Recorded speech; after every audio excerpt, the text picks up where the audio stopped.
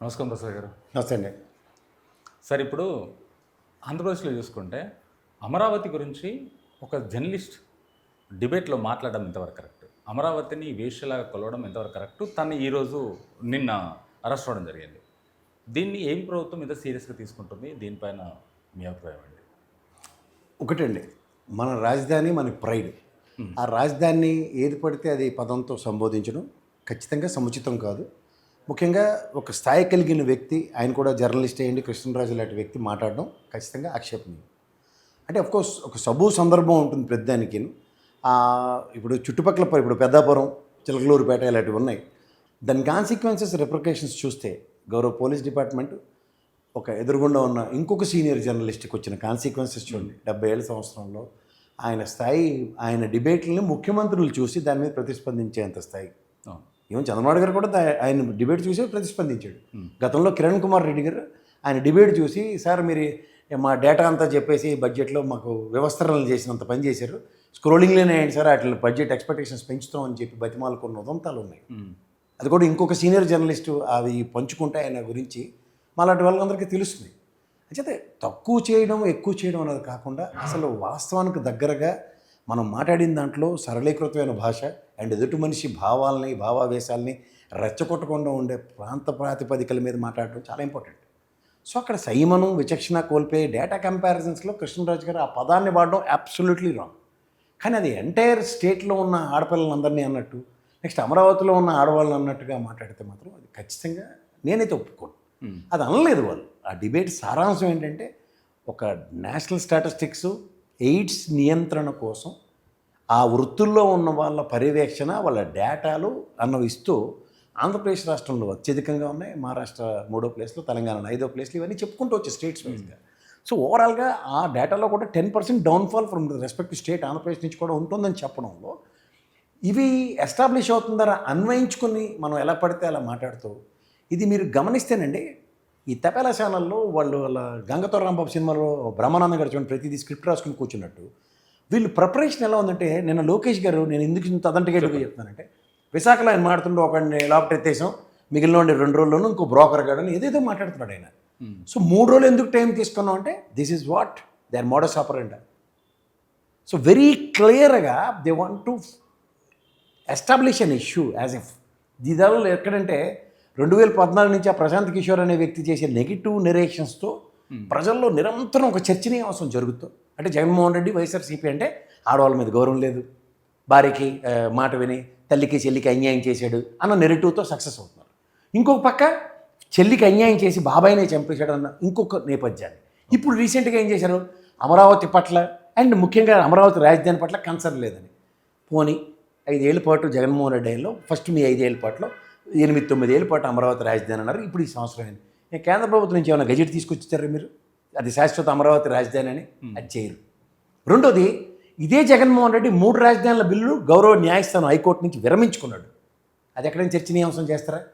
3 రాజధానులు అన్నాడు, అందుకే ఓడిపోయాడు. మరి మీరు అంత రాజధాని కట్టి 34,000 ఎకరాలు స్వచ్ఛందంగా ప్రజలు ఇచ్చి, మీరు 19 నుంచి 24 తర్వాత 19 నుంచి 24 ఎలక్షన్లో మీరు గుంటూరు, విజయవాడ పరిసర ప్రాంతాల్లో ఎందుకని సీట్లు ఓడిపోయారు? ఇవి మాట్లాడరు. అంటే వీళ్ళకైతే ఏదైనా రైటు, వాళ్ళ అవతలన్నీ తప్పులే. సో ఇంకోటి ఏంటంటే, మనం ఇంకోటి చెప్తున్నాను, మర్రి చెట్టు కింద ఇంకే చెట్టు పెరగదంటారు. అలా తెలుగుదేశం ప్రస్థానంలోను గతంలో మీరు రాసారి నారాయణరావు గారు ఉదయం పేపరు, అలాగే పెంగళెంకట దశరామ గారు మన ఎన్కౌంటర్ జర్నలిస్ట్ గారు, వీళ్ళ హత్యలు ఆ పేపర్ మూతపడిపోయేదాకా, అంటే వీళ్ళు తప్ప ఇంకెవరు ఉండకూడదు మార్కెట్లో. ఇలాంటివన్నీ మీరు గమనించుకోగలిగితే, ఇప్పుడు ఈ కొమ్మినేని గారి మీద అరెస్ట్, అయితే కృష్ణరాజుని అతి దగ్గరలో మూసేయడానికి ఎత్తిపోతల పథకం, ఇవన్నీ మనం గమనిస్తుంటే అర్థమేంటి? ఇప్పుడు జర్నలిజానికి విలువలు, విశ్వసనీయత ఉంటాయి. నెక్స్ట్ కొన్ని సాక్షి పేపర్ ఏమైనా కమ్మునుందా? ఒక ఖచ్చితంగా నెక్స్ట్ డే కల్లా ఇది ప్రచురితంలో మా కృష్ణరాజు గారి మాటలకి మాకు బాధ్యత లేదు, వ్యవస్థకి సంబంధం లేదు. మీకు ఇంకోటి చెప్తాను అర్థమయ్యే భాషలో, చెప్పండి. గతంలో ఒక అనలిస్ట్గా ఉన్న కొలికిపూడి గారు అండ్ ఇవాళ తిరువురు ఎమ్మెల్యే గారు ఆయన విష్ణువర్ధన్ రెడ్డి బీజేపీ అధికార ప్రతినిధి. మరి చెప్పుతో కొట్టినప్పుడు రాధాకృష్ణ గారు వచ్చి ఎవరికైనా క్షమాపణలు చెప్పేశారా? అలాగే టీవీపై సాంబశివరావు డిబేట్లో జర్నలిస్టే కాదు, నేను మోమాట లేకుండా చెప్తున్నా, ఆయన జర్నలిస్ట్ కాదు, మోమాటం లేకుండా ఆయన లంబూతులు మాట్లాడి సినిమా వల్ల వాళ్ళే ఉన్నారని లంబూతులతో సంబోధిస్తూ, రెండోది పిసిసి అధ్యక్షుడు అండ్ రాజ్యసభ ఎంపీ అయిన హనుమంతరావు గారిని పోసాని కృష్ణమూర్తితో కొట్టినదంతం. మరి అప్పుడు ఏమైనా బీఆర్ నాయుడు వీళ్ళందరూ వచ్చి క్షమాపణలు చెప్పారా? ఇదంతా ఒక ఎత్తు అయితే ఇంకొక విషయం చెప్తాను. చెప్పండి. ఇదే వ్యవస్థ మీద ఉదాహరణకి బీఆర్ నాయుడు మీద లేకపోతే జగన్ ఎవరు మన మూర్తి గారి మీద ఇలాంటి వాళ్ళందరి మీద కేసులు పెట్టింది గత ప్రభుత్వం. అప్పుడు పోలీస్ వ్యవస్థ వస్తే ఉమేష్ గారు ఇలాంటి వాళ్ళందరూ లోపటుండి అడ్వకేట్లు నిలువరించి నెక్స్ట్ సబ్సీక్వెంట్ డేస్లో అమరావతి గుంటూరుకి వెళ్ళి సిఐడి ఆఫీస్కి వెళ్ళి విచారణకి వెళ్ళిన మూర్తి గారిని మర్చిపోయారా? మరి అదే విషయం కొమ్మినేని గారికి ఎందుకు వర్తించలే? ఆయన ఇంట్లో కనీసం ఆయన మెడిసిన్స్ కూడా తెచ్చుకునేవాళ్ళే కదా. రోడ్డు మీద అరెస్ట్ చేశారు కదా. కదా, అంటే ఈ రెండు అరెస్ట్లు కంపేర్ చేద్దాం మనం, ప్రజలకు అర్థం అవ్వాలి కదా. ఇది you have an different add stick, ఒక్కొక్కరికి ఒక్కొక్క యాడ్ స్టిక్తో నువ్వు కొలుస్తున్నావు. ఇదే జర్నలిస్ట్కి ఈ విధంగా గత ప్రభుత్వంలోనే మళ్ళీ ఓకే, అది మీ ప్రభుత్వం కూడా కాదు. కానీ ఈ ప్రభుత్వంలో ఈ ప్రభుత్వంలో జర్నలిస్ట్కి ఏ విధంగా న్యాయం జరిగిందో ఒక్కసారి కంపేర్ చేయండి. అంటే తప్పు మాట్లాడితే జర్నలిస్ట్ అని తప్పుగా మాట్లాడొద్దు కదా. నేను అంటుంది అదేనండి. మాట్లాడింది ఎవరు? కృష్ణరాజు. కృష్ణరాజు గారు. నెక్స్ట్ డే సెల్ఫ్ ఎక్స్ప్లెనేషన్ ఇచ్చింది ఎవరు? కొమ్మినేని గారు. కొమ్మినేని గారు. ఆ రోజు కూడా నీకు కాన్సిక్వెన్సెస్ ఉంటాయి కృష్ణరాజు, ఇలా మాట్లాడకూడదని నిలువరించిన కొమ్మినేని. ఆయన అయితే చెప్పలే కదా ఆ మాట, చెప్పలే. కానీ ఉపద్రవం వరకు వచ్చింది కృష్ణరాజు. కృష్ణరాజుకి రావాల్సిన బదులు ముందు కొమ్మినేనికి వచ్చింది. కృష్ణరాజుకి ఇన్వైటబుల్ అది. మీరు ఒకటి మాట్లాడదాం సార్. నేను ఆ రోజు రాధాకృష్ణ గారు లేకపోతే బీఆర్ నాయుడు కానీ ఇవాళ మీరు భారతమ్మ లేకపోతే జగన్మోహన్ రెడ్డి చెప్పాలి చెప్పాలంటే ఎవరు చెప్పరు. ఎందుకు చెప్పరు అంటే ఇంకొక ఎగ్జాంపుల్, క్లాసిక్ ఎగ్జాంపుల్ చెప్తాను.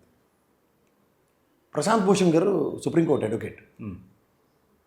ఓ డిఫర్మేషన్ కేసులో గౌరవ సుప్రీంకోర్టు అతనికి ₹1 పెనాల్టీ వేసింది. ఓకే. కేసుకు సంబంధించిన దాంట్లో చాలా రోజులు కట్టలేదు, తర్వాత కట్టాడు ఆయన. కట్టిన తర్వాత గౌరవ న్యాయస్థానం ఏమని అడిగింది తెలుసా? ₹1 పెనాల్టీ మీరు కట్టారు కదా, అంటే you accepted your mistake. Bar కౌన్సిల్కి రిఫర్ చేసి మీ లాయర్ పట్టాన్ని ఎందుకు రద్దు చేయకూడదని అడిగింది. సేమ్ ఇది కూడా వీళ్ళకి వర్తించి చూడండి. ఇది కనుక వీళ్ళు యాక్సెప్ట్ చేశారంటే లైవ్ ప్రోగ్రాంలో స్క్రిప్టెడ్ ప్రకారం నడిపించారని అర్థం. ఓకే. ఇదే ఇప్పుడు మన జరుగుతున్న ఈ షూటింగ్లో నేను ఒక పదం పొరపాటున మాట్లాడాను, లేకపోతే మీరు ఒక ప్రశ్న తప్పు అడిగారు, మనకి ఎడిటింగ్ ఆప్షన్ ఉంది కదా. ఉంది కదా. ఇదేం జబర్దస్త్ స్క్రిప్ట్ కాదు కదా, లైవ్ షోలు ఇన్ రెస్పెక్ట్ టు టీవీ ఛానల్స్లో. అవును. సో అక్కడ భావావేశానికి గురి మనుషులమే కదా సార్ మనం. ఒక ఆవేశకావేశాలకు గురవుతున్న ఒక ఉదంతంలో ఒక పదం దొరలడం సర్వసాధారణం. కానీ దాన్ని తప్పు కింద పరిగణించి తప్పును సరిదిద్దుకుంటానని చెప్పడం విజ్ఞత. ఈ రెండు జరిగినప్పుడు సాక్షిలో కంటిన్యూస్గా స్క్రోలింగ్ నడుస్తుంది. కృష్ణరాజు వీడియో రిలీజ్ చేసి నా తప్పు అని ఒప్పుకున్నాడు, నేను ఆ మదం వాడడం తప్పు విరమించుకుంటున్నాను. కొమ్మినేని గారు నెక్స్ట్ డిబేట్లో కూర్చొని గంటసేపు 12 నిమిషాలు మాట్లాడాడు. నా 18 సంవత్సరాల డిబేట్ల ప్రస్థానంలో 50 సంవత్సరాల పైచీలకి జర్నలిజం ప్రస్థానంలో నేను ఎప్పుడు తొట్టుబాటుకి గురవలేదు, ఇలాంటి గ్రహపాటు జరగలేదని. ఇంతకన్నా ఇంకేముంటుంది? అందుకే కదా నేను న్యాయస్థానంలో మీరు ప్రొడ్యూస్ చేసిన తర్వాత కూడా గౌరవ మెజిస్ట్రేట్ గారు కూడా SC/ST అట్రాసిటీ కేసు వర్తించదని, తర్వాత డిఎస్పీ గారికి ఎస్పీ గారికి మెమోలు రిలీజ్ చేస్తూ మిమ్మల్ని ఎవరో ఇన్ఫ్లుయెన్స్ చేస్తే కేసులు పెట్టిందే తప్ప నేను మీరు ఇలా చేస్తున్నారని చెప్పి కట్ పేస్ట్ కేసులు ఎక్కువ తీసుకొస్తారని గౌరవ సుప్రీంకోర్టు చెప్పిన హైకోర్టులు చెప్పిన తర్వాత ఈ ప్రస్థానంలో మేము చాలా అలర్ట్గా ఉండి మేము కూడా అఫ్లేట్ ఈ మధ్యన వచ్చిన యూట్యూబుల్లోనూ టీవీ డిబేట్లు మేము ఫాలో అవుతున్నామని గౌరవ మెజిస్ట్రేట్ గారు చెప్పడం, ఈ దీంట్లో 2 కేసులు ఏవైతే వర్తించమని తొలగించడం అంటే intentions and contentions are very clear అని తెలుస్తుంది కదా ఇక్కడ. సో బోత్ ఆర్ హ్యాపెనింగ్ అన్న దగ్గర ఎప్పుడైతే న్యాయం ధర్మం పరిరక్షించడానికి 14 రోజులు రిమాండ్ అన్నది సర్వసాధారణ ప్రక్రియ. ఇంతలోపు రేపు లంచ్ మోషన్ మూవ్ అవుతుంది. వాళ్ళ నుంచి గౌరవ హైకోర్టు వెకేషన్ అయిపోయింది, వెకేషన్ కోర్టులో ఇవాళ లంచ్ మోషన్ మూవ్ అయ్యి అదృష్టానికి బెయిల్ వచ్చే ఛాన్సెస్ ఆర్ వెరీ బ్రైట్.